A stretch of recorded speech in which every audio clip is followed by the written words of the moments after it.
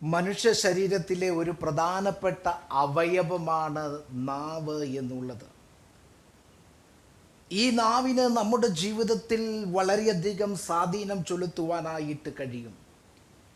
ജീവനും മരണവും നാവിൻ്റെ അധികാരത്തിൻ്റെ കീഴിലാണ്. അതിൽ ഇഷ്ടപ്പെടുന്നവൻ അതിൻ്റെ ഫലം അനുഭവിക്കുമെന്ന് വേദപുസ്തകം പറയുന്നു. നാവ് നാം ഉപയോഗിക്കേണ്ടത്,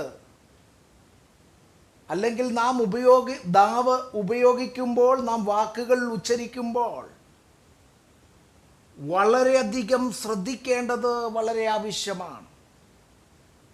വളരെ കരുതലോടുകൂടെ ഉപയോഗിക്കേണ്ടതായ ഒരു അവയവമാണ് നമ്മുടെ നാവ്. നമ്മുടെ വായിലെ വാക്കുകൾ സൂക്ഷിച്ചുപയോഗിക്കണം. കാരണം വായിലെ വാക്കുകൾക്ക് അതിൻ്റെതായ പരിണിത ഫലങ്ങൾ കൊണ്ടുവരുവാനായിട്ട് കഴിയും. ഇന്നത്തെ ഈ സന്ദേശം വീണ്ടെടുക്കപ്പെട്ടതായ ദൈവജനത്തിൻ്റെ ജീവിതത്തിൽ ഒരു വലിയ മാറ്റങ്ങൾ ഉളവാക്കുവാൻ പര്യാപ്തമായ സന്ദേശമാണെന്ന് ഞാൻ പൂർണ്ണമായിട്ട് വിശ്വസിക്കുകയാണ്. പ്രത്യേകിച്ച് ദൈവജനത്തിൻ്റെ ജീവിതത്തിൽ അവരുടെ ജയപരാജയങ്ങളെ തീരുമാനിക്കുവാൻ ഒരർത്ഥത്തിൽ കഴിവുള്ളതായ അവയവമാണ് നാവ്. അപ്പോൾ ഈ നാവിന് ഉപയോഗിക്കേണ്ടത്, ശ്രദ്ധയോടുകൂടി ഈ നാവിനെ ഉപയോഗിക്കേണ്ടതിന്, അല്ലെങ്കിൽ വാക്കുകളെ ഉച്ചരിക്കേണ്ടത് ഒരു ദൈവ പൈതലിനെ സംബന്ധിച്ച് അത്യന്താപേക്ഷിതമായ കാര്യങ്ങളാണ്. അങ്ങനെ നാവിനെ തെറ്റായ നിലയിൽ ഉപയോഗിക്കുന്നതിലൂടെ തങ്ങളുടെ ഭാവിയെ തന്നെ അത് നശിപ്പിക്കുവാൻ നമ്മുടെ നാവിന് കഴിയും എന്നുള്ളതായ തിരിച്ചറിവ് ഈ സന്ദേശം കേൾക്കുന്ന ഏവർക്കും ഉണ്ടാകണം എന്നുള്ളതാണ് എൻ്റെ പ്രാർത്ഥന. ദൈവത്തിൻ്റെ തിരുവചനം ഇപ്രകാരം പറയുന്നു: ജീവനും മരണവും നാവിൻ്റെ അധികാരത്തിന് കീഴിലാണ്. അത് ഇഷ്ടപ്പെടുന്നവൻ അതിൻ്റെ ഫലം അനുഭവിക്കും എന്ന് രേഖപ്പെടുത്തി വച്ചിരിക്കുന്നു. 64-ാം സങ്കീർത്തനം അതിൻ്റെ 8-ാമത്തെ വാക്യത്തിൽ അങ്ങനെ സ്വന്തം നാവ് അവർക്ക് വിരോധമായിട്ട് തീരും എന്നും രേഖപ്പെടുത്തിയിരിക്കുന്നു. ഇപ്പം നമ്മുടെ നാവ് പലപ്പോഴും നമുക്ക് വിരോധമായി തീരുവാൻ കഴിയുന്ന ഒരു അവയവമാണ്. നാവിനെ പറ്റി പറയുമ്പോൾ ഇത് വമ്പു പറയുന്ന ഒരവയവമാണ്. മധുരവും കയ്പും നാവിൽ നിന്ന് ഒരേ സമയത്ത് വരുവാൻ കഴിയുമെന്നും നാവും ഹൃദയവുമായിട്ട് വളരെ അഭേദ്യമായ ബന്ധം ഉണ്ട് എന്നും ദൈവത്തിൻ്റെ തിരുവചനം നമ്മെ പഠിപ്പിക്കുന്നു. അനുഗ്രഹവും ശാപവും ഒരു വ്യക്തിയിൽ കൊണ്ടുവരുവാൻ കഴിയുന്ന ഒരവയവമാണ് നാവ്. മനുഷ്യന് മെരുക്കുവാൻ കഴിയാത്തതായ അവൻ്റെ ശരീര അവയവങ്ങളിലൊന്നാണ് നാവ്. ഇത് മരണകരമായ വിഷം നിറഞ്ഞതാണ്. ആരാധനയും ശാപവും ഇതിൽ കൂടെ വരുവാനായിട്ട് കഴിയും. അതുകൊണ്ട് സദൃശവാക്യങ്ങളുടെ പുസ്തകം 21-ാം അധ്യായം 23-ാമത്തെ വാക്യത്തിൽ പറയുന്നത്, നാവ് സൂക്ഷിക്കുന്നവൻ പ്രാണനെ സൂക്ഷിക്കുന്നു എന്നുള്ളതാണ്. വായുടെ ഫലത്താൽ ഉദരം നിറയും, അല്ലെങ്കിൽ വായുടെ ഫലത്താൽ നന്മ അനുഭവിക്കുവാനായിട്ട് പറ്റും എന്നും ദൈവത്തിൻ്റെ തിരുവചനം നമ്മെ പഠിപ്പിക്കുന്നു. വായടക്കി വെക്കുന്നവൻ പരിജ്ഞാനിയാണെന്നാണ് ശലോമോന്റെ അഭിപ്രായം. അതുപോലെ തന്നെ നാം നമ്മുടെ നാവ് അതിൻ്റെതായ നിലകളിൽ ഉപയോഗിച്ചില്ലെങ്കിൽ അത് നമ്മുടെ ജീവിതത്തിൽ ഒരു കെണിയായിട്ട് മാറുവാൻ ഇടയുണ്ട്. ഇങ്ങനെ നാവിനെ നിയന്ത്രിക്കാതെ നാവിന് ഒരു നിയന്ത്രണവും കൊടുക്കാതെ ഉപയോഗിച്ചത് കൊണ്ട് പല വിശ്വാസികളുടെയും ജീവിതത്തിൽ അവരുടെ നാവ് തന്നെ അവർക്ക് കെണിയായിട്ട് തീർന്ന്, സങ്കീർത്തനക്കാരൻ പറയുന്നത് പോലെ സ്വന്തം നാവ് അവർക്ക് വിരോധിയായിട്ട് മാറുവാനിടയായി തീർന്നു. എങ്ങനെയാണ് സ്വന്തം നാവ് ഒരു വ്യക്തിക്ക് വിരോധമായിട്ട് തീരുന്നത്, അല്ലെങ്കിൽ അത് കെണിയായിട്ട് തീരുന്നത്? നാം നമ്മുടെ ചുറ്റുപാടുകളിലേക്കൊന്ന് കണ്ണോടിച്ചാൽ സ്വന്തം നാവ് പിഴ കൊണ്ട് ആപത്തിൽ ചെന്ന് ചാടിയവരെ നമുക്കറിയുവാൻ കഴിയും. നമ്മുടെ നാവ് അതിന് ഫലം നൽകുവാൻ കഴിയുന്നതാണ് എന്ന് നാം തിരിച്ചറിയുക. നാം അതിൽ നിന്ന് ഏത് ഫലമാണ് ഇഷ്ടപ്പെടുന്നത്? നാം അതിൽ നിന്ന് നന്മയാണോ ഇഷ്ടപ്പെടുന്നത്, തിന്മയാണോ ഇഷ്ടപ്പെടുന്നത് എന്നതിനെ ആശ്രയിച്ചിരിക്കും നാവ് ഒരു വ്യക്തിയുടെ ജീവിതത്തിൽ ഉളവാക്കുന്ന ഫലങ്ങൾ. ചിലർ നാവിനെ ഒരു കടിഞ്ഞാണിടാതെ ഉപയോഗിച്ചത് നിമിത്തം കൊണ്ട് തങ്ങളുടെ ഭാവി പോലും അപകടത്തിലായി തീർന്ന വ്യക്തികളെ നമുക്ക് കാണുവാനായിട്ട് കഴിയും. അനുഗ്രഹവും ശാപവും നാവിൽ നിന്ന് പുറപ്പെടും. നാം നാവ് കൊണ്ട് അനുഗ്രഹം പറയുന്നവരാണെങ്കിൽ, അല്ലെങ്കിൽ മറ്റുള്ളവരെ അനുഗ്രഹിക്കുവാൻ ഈ നാവ് നമുക്ക് ഉപയോഗിക്കാം. അതുപോലെ തന്നെ ശപിക്കുവാനും നമുക്ക് ഉപയോഗിക്കുവാനായിട്ട് കഴിയും. നാവ് കൊണ്ട് നാം മറ്റുള്ളവർക്കെതിരെ പറയുന്ന വാക്കുകൾ അത് അവരുടെ ജീവിതത്തിൽ ശാപമായിട്ട് പരിണമിക്കുവാനിടയുണ്ട്. മാതാപിതാക്കൾ മക്കളെ ശപിക്കുന്നു, സഹോദരന്മാർ അങ്ങോട്ടും ഇങ്ങോട്ടും നാവ് ഉപയോഗിച്ച് ശപിക്കുന്നു, അയൽവക്കാർ പരസ്പരം വഴക്കു കൂടുമ്പോൾ ശാപവാക്കുകൾ എന്തുകൊണ്ടാണ് അവർ നാവിൽ കൂടെ പറയുന്നതെന്നറിയാമോ? ആ വാക്കിന് അതിൻ്റെ ഫലത്തെ കൊണ്ടുവരുവാനായിട്ട് കഴിയും. നമ്മിൽ പലരും പലപ്പോഴും നെഗറ്റീവായ വാക്കുകൾ നമ്മുടെ വായിൽ നിന്ന്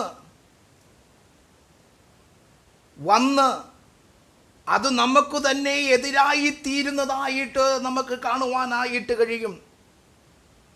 ഇങ്ങനെ ഉപയോഗിക്കുന്നതായ വാക്കുകൾ നമ്മുടെ ജീവിതത്തിൽ പരാജയങ്ങൾ കൊണ്ടുവരുവാനും ഇടയാകുമെന്നുള്ള കാര്യം നാം തിരിച്ചറിയണം. ദൈവത്തിൻ്റെ വചനം ഇപ്രകാരമാണ് പറയുന്നത്: എന്നാൽ ദൈവത്തെ സ്നേഹിക്കുന്നവർക്കും നിർണയപ്രകാരം വിളിക്കപ്പെട്ടവർക്കും തന്നെ സകലതും നന്മയ്ക്കായി കൂടിയാവരിക്കുന്നു. ഇതാണ് ദൈവവചനത്തിൽ കൂടെ ദൈവജനത്തിന് കൊടുക്കുന്നതായ വാഗ്ദാനം. പക്ഷേ നാം പലപ്പോഴും ജീവിത സാഹചര്യങ്ങൾ പ്രതികൂലങ്ങളായി മാറുമ്പോൾ, പ്രത്യാശ നഷ്ടപ്പെടുമ്പോൾ, പരാജയത്തിൻ്റെ വാക്കുകൾ നാം പറയാറില്ലേ? എൻ്റെ ഭാവി എങ്ങനെയായിത്തീരും? എൻ്റെ ഭാവി ശരിയാകത്തില്ല, എനിക്ക് നല്ലൊരു ഉപജീവന മാർഗം ലഭിക്കത്തില്ല, എന്നെ ദൈവം ഉപയോഗിക്കത്തില്ല. നമ്മുടെ നാവ് ഇതുപോലുള്ളതായ വാക്കുകൾ ഉച്ചരിക്കുമ്പോൾ അത് അതിൻ്റെതായ പരിണിത ഫലങ്ങൾ നമ്മുടെ ജീവിതത്തിൽ കൊണ്ടുവരും. ഇനി വേറെ ചിലർ പറയുന്നത്, നന്മയും അനുഗ്രഹങ്ങളുമെല്ലാം ദൈവം ചില പ്രത്യേക ആൾക്കാർക്കായി ഒരുക്കി വച്ചിരിക്കുന്നു. നശിക്കണ്ടോൻ എവിടെ ചെന്നാലും നശിക്കും, നന്മ പ്രാപിക്കണ്ടോൻ എവിടെ ചെന്നാലും നന്മ പ്രാപിക്കും. ഈ പറയപ്പെടുന്നതായ ഈ പദപ്രയോഗങ്ങൾ നാം ഒന്ന് വിലയിരുത്തി നോക്കിക്കേ. നമ്മുടെ നാവിൽ നിന്ന് വരുന്ന ഇങ്ങനെയുള്ളതായ പദങ്ങൾ നാം ഒന്ന് വിലയിരുത്തി നോക്കിക്കേ. ദൈവം നന്മയ്ക്കായിട്ട് ചിലരെയും തിന്മയ്ക്കായി ചിലരെയും തെരഞ്ഞെടുത്തു എന്ന അർത്ഥത്തിലാണ് പലരും സംസാരിക്കുന്നത്. ഇതൊരു വിപരീത ഉപദേശമാണ്. ഇതൊരു ചേർച്ചയില്ലാത്തതായ വാക്കാണ്. ഇത് നമ്മുടെ ജീവിതത്തിൽ പരാജയം കൊണ്ടുവരുവാൻ ഇടയുള്ള വാക്കാണ്. കാരണം നിർണയപ്രകാരം വിളിക്കപ്പെട്ടവർക്ക് സകലതും നന്മയ്ക്കായി കൂടി ആവരിക്കുന്നു എന്നാണ് ദൈവത്തിൻ്റെ തിരുവചനം പറയുന്നത്. ദൈവത്തിൻ്റെ തിരുവചനം ഒരിക്കലും ദൈവം ചിലരെ നന്മയ്ക്കായും ചിലരെ തിന്മയ്ക്കായും തിരഞ്ഞെടുത്തു എന്ന് പറയുന്നില്ല.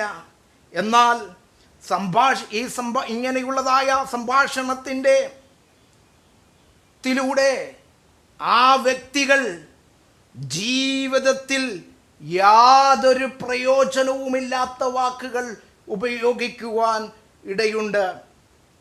ഇങ്ങനെ പ്രത്യാശയില്ലാത്ത വാക്കുകൾ ഉച്ചരിക്കുന്നതിലൂടെ താൻ അറിയാതെ തന്നെ തൻ്റെ സ്വന്തം നാവ് കൊണ്ട് തൻ്റെ സ്വന്തം ഭാവിയെ തടയുവാൻ ഇടയാകുന്നു. നിങ്ങൾക്കറിയണമോ, 2 രാജാക്കന്മാരുടെ പുസ്തകം 7-ാം അധ്യായം പഠിക്കുമ്പോൾ ദേശത്ത് ക്ഷാമമുണ്ടായിരുന്നതായ സമയത്ത് ഏലിശ പ്രവാചകൻ ഒരു പ്രവചനം നടത്തി. നാളെ ഈ നേരത്ത് ധാന്യം ശമരിയുടെ പടിവാതുക്കൽ വിൽക്കപ്പെടും, ക്ഷാമത്തിന് ദൈവം അറുതി വരുത്തുമെന്ന് പ്രവാചകൻ ഒരു പ്രവചനം നടത്തി. എന്നാൽ രാജാവിൻ്റെ അകമ്പടിക്കാരനായിരിക്കുന്ന മനുഷ്യൻ അത് വിശ്വസിക്കാതെ അതിനെ അവിശ്വസിക്കുകയും തൻ്റെ അവിശ്വാസം സ്വന്തം നാവിനാൽ പ്രഖ്യാപിക്കുന്ന ഒരു മനുഷ്യനെ നമുക്കവിടെ കാണുവാനായിട്ട് കഴിയുന്നു. എന്താണ് അവൻ പറഞ്ഞതിൻ്റെ പരിണിതഫലം എന്തായിത്തീർന്നു? ശമരിയുടെ പടിവാതുക്കൽ ആ ധാന്യം വിൽക്കുവാനായിട്ടിടയായിത്തീർന്നു. പ്രവാചകൻ പറഞ്ഞ പ്രവചനം നിറവേറുവാനിടയായിത്തീർന്നു. എന്നാൽ ഈ മനുഷ്യന് ആ നന്മ അനുഭവിക്കുവാനായിട്ട് കഴിഞ്ഞിട്ടില്ല. പ്രിയമുള്ളവരെ, നമ്മുടെ നാവ് നമ്മുടെ നന്മകൾക്ക് തടസ്സമായി മാറരുത്. നമ്മുടെ നാവ് നമ്മുടെ ഭാവിക്ക് തടസ്സമായിട്ടും മാറരുത്. നമ്മുടെ നാവ് നമ്മുടെ ജീവിത പരാജയത്തിന് കാരണമായിട്ട് തീരരുത്. നമ്മുടെ നാവ് കൊണ്ട് നാം തെളിവായ വാക്കുച്ചരിക്കേണ്ടത് വളരെ ആവശ്യമാണ്. അങ്ങനെയല്ലെങ്കിൽ ഈ മനുഷ്യനെ പോലെ നമ്മുടെ ജീവിതവും ആയിത്തീരുവാനിടയുണ്ട്. നമ്മുടെ ജീവിതം ആത്മീകമായ പുഷ്ടി പ്രാപിക്കണമെന്നും നാം അനുഗ്രഹം പ്രാപിക്കണമെന്നും വലിയവനായിരിക്കുന്ന ദൈവം ആഗ്രഹിക്കുന്നുണ്ട്. നമ്മുടെ നാവുകൊണ്ട് ആത്മവിശ്വാസമില്ലാത്ത വാക്കുകൾ, നിഷേധാത്മകമായ വാക്കുകൾ, ശുഭവിശ്വാസമില്ലാത്തതായ വാക്കുകൾ, വ്യസനകരമായ വാക്കുകൾ, പരാജയ മനസ്ഥിതിയോടുകൂടിയതായ വാക്കുകൾ, നിഷ്ക്രിയമാകുന്ന വാക്കുകൾ, നിർവീര്യമാക്കുന്നതായ വാക്കുകൾ, വെട്ടിക്കളയുന്ന വാക്കുകൾ, ഫലശൂന്യമായ വാക്കുകൾ, തട്ടാമുട്ടികൾ, സാധാരണ ഭാഷയിൽ നാടൻ ഭാഷയിൽ പറഞ്ഞാൽ തട്ടാമുട്ടി പറയുന്ന വാക്കുകൾ എന്നിങ്ങനെയുള്ള വാക്കുകൾ നമ്മുടെ നാവിൽ നിന്ന് വരരുത്.